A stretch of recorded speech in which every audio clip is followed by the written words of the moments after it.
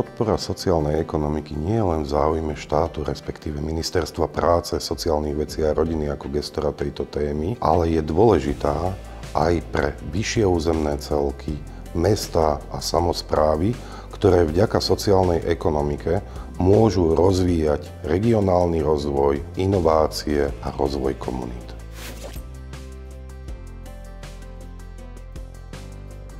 Tak v prvom rade sú zriadené samosprávou, to znamená, že všetok zisk sa reinvestuje naspäť do územia danej samosprávy. Zlepšia sa podmienky a kvalita služieb pre občanov a v neposlednom rade prispievajú k zamestnaniu osôb, ktoré by sa neuživili na otvorenom trhu práce.